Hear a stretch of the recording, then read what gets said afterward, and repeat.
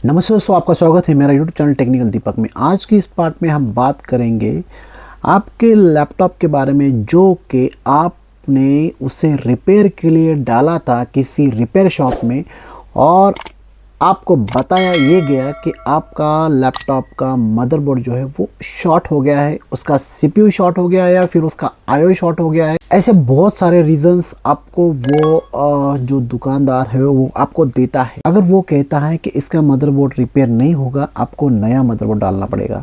तो देखिए, नया मदरबोर्ड डालने से पहले वो ट्राई करता है रिपेयर के लिए, ठीक है।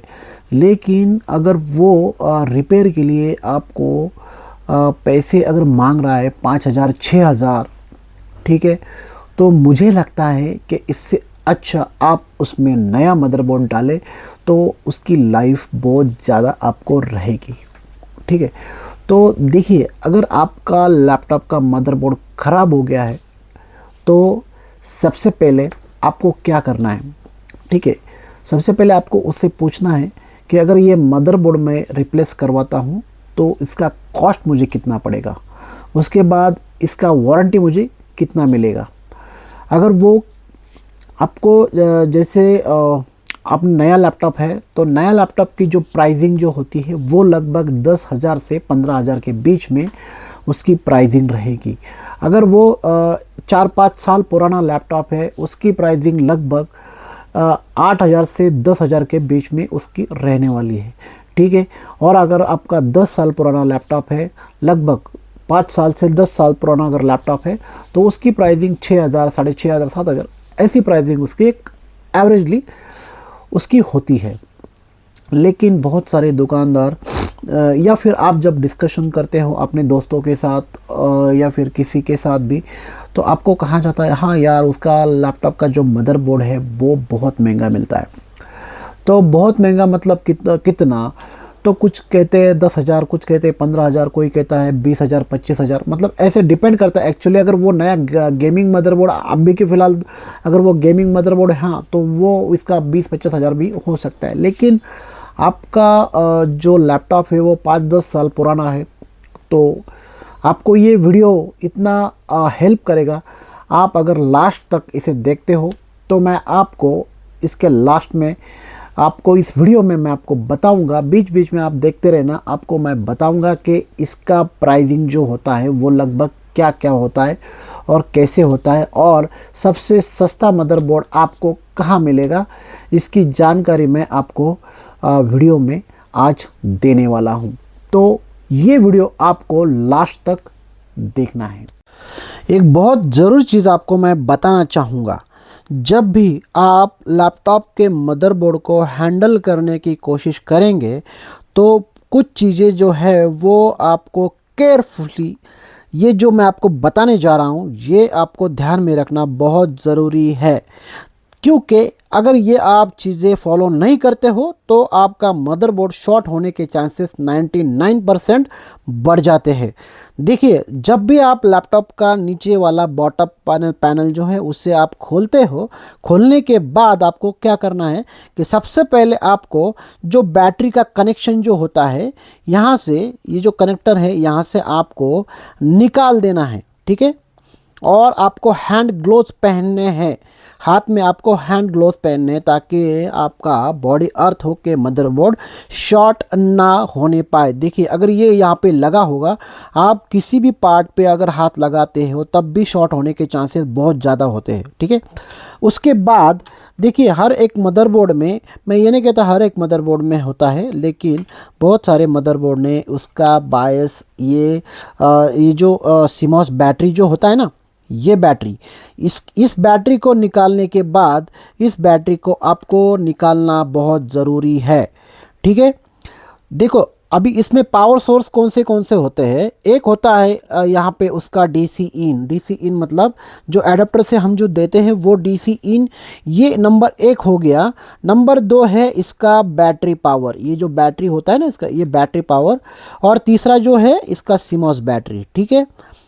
देखिए, जब आप ये डीसी पावर निकाल देते हो, जब आप इसका पावर जो बैटरी पावर है उसे निकाल देते हो, और जब आप इसका CMOS बैटरी निकाल देते हो तो इसका मतलब ये नहीं है कि आपने तीनों पावर सोर्स को निकाल दिया और अब आपका ये जो लैपटॉप का मदरबोर्ड है वो शॉर्ट नहीं होगा। तो ये आपकी बहुत बड़ी गलतफहमी है, जो कि यहाँ पे 70% पीपल ये मिस्टेक 100% करते हैं। तो ये आपको अगर नहीं करनी है तो आपको क्या करना है आगे देखिए। अब ये मदरबोर्ड यहाँ पे मैंने खोला है, लेकिन आपने अभी तक नहीं खोला है। आपने क्या क्या किया है, ये पावर सोर्स निकाला, ये दूसरा वाला पावर सोर्स निकाला और तीसरा वाला ये CMOS बैटरी पावर सोर्स निकाला। अब आपको क्या करना है, लैपटॉप का जो पावर ऑन बटन जो होता है उसे दबा के रखना है 30 से 35 सेकंड के लिए, ठीक है। इससे क्या होगा, इस मदरबोर्ड में जितने भी कैपेसिटर्स है उनमें जो पावर स्टोर है वो रिलीज हो जाएगी और पूरे मदरबोर्ड से आपकी पावर निकल जाएगी। उसके बाद आप किसी भी पार्ट को यहाँ पे हाथ लगा सकते हो। जैसे ही आप पावर बटन दबाते हो उसी समय आपके कैपेसिटर्स में जो भी कंपोनेंट में पावर जहाँ पे भी स्टोर होता है वो रिलीज़ हो जाता है, ठीक है। वो रिलीज़ हो जाता है और आपका जो मदरबोर्ड है वो पावर से मतलब उसमें जो भी पावर स्टोर होती है वो सब रिलीज़ हो जाती है और आप कहीं भी उसको टच करेंगे तो आपके मदरबोर्ड को कुछ भी नहीं होगा, कुछ भी नहीं होगा। आप कहीं से कहीं पर भी आप काम कर सकते हो मदरबोर्ड में, ठीक है। तो ये चीज़ें जो है आपको ध्यान में रखना बहुत ज़रूरी है। तो आपने देखा ये जो चीज़ें हैं वो कितनी ज़रूरी होती हैं जब आप कोई भी लैपटॉप का मदरबोर्ड जो है वो परचेस करते हो अपने लैपटॉप के लिए, या फिर आप अगर दुकानदार हो तो आपके कस्टमर के लैपटॉप के लिए, ठीक है। तो देखिए, आप सबसे ज़रूरी बात यह है कि आपको अगर लैपटॉप का मदरबोर्ड मंगवाना है तो आप कहाँ से मंगवाएंगे, ठीक है। देखिए, अगर आपको लैपटॉप का मदरबोर्ड ख़रीदना है तो आप मुझे कमेंट करिए कि मुझे लैपटॉप का, आपको सिर्फ पार्ट नंबर डालना है। आप मेरे को पार्ट नंबर डालिए, मैं आपको उसका प्राइस भेजूंगा, ठीक है। और ये जो प्राइस रहेगा वो सबसे कम रहेगा, क्योंकि मुझे बिल्कुल यहाँ पे बिजनेस नहीं करना है। मुझे सिर्फ अपने फॉलोअर्स बढ़ाने हैं और मुझे अपने जितने भी दुकानदार हैं उनको सही से दिखाना है कि आपको कितना मदरबोर्ड ये सस्ता मिल सकता है। अगर आप डायरेक्टली कस्टमर हो, अगर आपका ही लैपटॉप है और आपको ही वो उसको मदरबोर्ड बिठाना है, तो देखिए, मैं आपको मदरबोर्ड अगर सस्ते में दूंगा भी तो आपको ये मदरबोर्ड इंस्टॉल करने में काफ़ी दिक्कत आएगी। तो इसकी दिक्कत आने की मतलब ये रीज़न क्या है, देखिए अभी मैंने देखा कि बहुत सारे, अभी मैंने काफ़ी सारे मदरबोर्ड मैंने भेजे थे, लेकिन बहुत सारे जो छोटे छोटे दुकान मतलब जो नए इसमें अभी काम कर रहे हैं लैपटॉप रिपेयरिंग में, तो उनके हाथ से वो मदरबोर्ड शॉर्ट हो गए हैं। मतलब उन्होंने मदरबोर्ड मंगवाया और उसे चालू किया और टेस्ट किया, उसको ऑफ़ किया, ऑफ़ करने के बाद उससे लैपटॉप को फिट किया और लैपटॉप फिट करने के बाद उसे ऑन करते हैं तो मदरबोर्ड शुरू नहीं होता है। और वो वापस से मदरबोर्ड अगर आप रिटर्न भेजते हो तो उसमें पाया जाता है कि उसका CPU जो है वो शॉर्ट हो चुका है, ठीक है। तो इसीलिए अगर इसका नॉलेज अगर आपको प्रॉपर ना हो तो आप ये गलती मत करना कि आप खुद मदरबोर्ड मंगवाएंगे और उससे लैपटॉप में फिट करेंगे और आपका लैपटॉप अच्छे से शुरू होगा। देखिए, ये होगा, लेकिन कब होगा कि वो लैपटॉप बिना आपका बॉडी अर्थ हुए, क्योंकि बॉडी अर्थ होने के बाद ही आपका लैपटॉप मदरबोर्ड शॉर्ट हो जाता है, उसका CPU या फिर कोई भी IC जो है वो शॉर्ट हो जाता है, ठीक है। तो इसके लिए आपको प्रॉपर नॉलेज होनी चाहिए कि कोई भी सर्किट आप जब हैंडल करते हो, हैंडल करते समय देखो हर एक मदरबोर्ड में कैपेसिटर्स होते हैं और उन कैपेसिटर्स में पावर स्टोर रहती है। तो ये मत समझना कि ये एक इंडिविजुअल मदरबोर्ड है, इसमें कोई पावर नहीं है तो इसका मतलब ये मदरबोर्ड शॉर्ट नहीं होगा।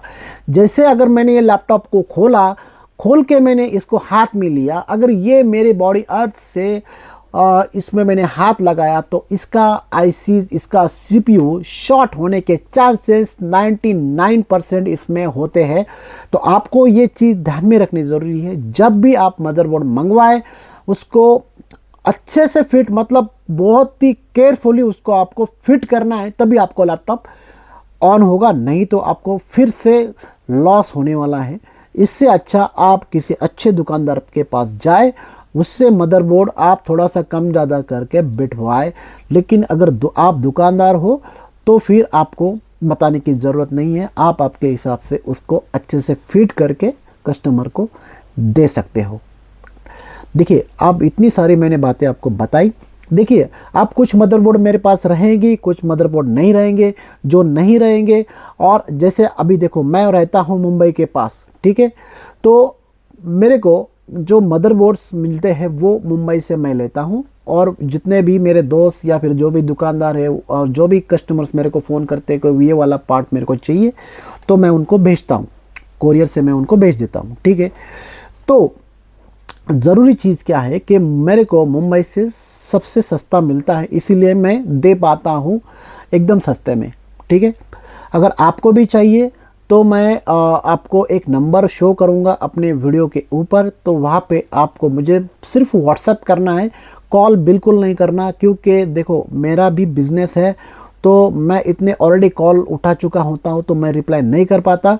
आपको मैं सीधा सिर्फ मैं आपको व्हाट्सएप पे रिप्लाई कर सकता हूँ। मैं अपना व्हाट्सएप नंबर आपको यहाँ पे दूंगा, उसी पे आप मेरे को व्हाट्सएप करना, ठीक है। बहुत इंपॉर्टेंट रहेगा तो फिर मैं आपको कॉल बैक करूँगा, ठीक है।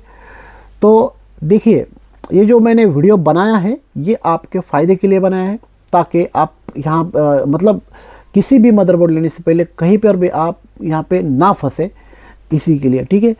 तो मुझे यकीन है आपको ये वीडियो 100% अच्छा लगा होगा, तो इस वीडियो को आपको शेयर करना होगा, आपको लाइक करना होगा, और इस चैनल को मेरे टेक्निकल दीपक को सब्सक्राइब अगर आप करते हो तो आपको मेरे जितने भी नए वीडियोज़ हैं जो कि ऐसे ही काम के वीडियोज़ हैं वो आपको मिलते रहेंगे। तो देखते रहिए टेक्निकल दीपक।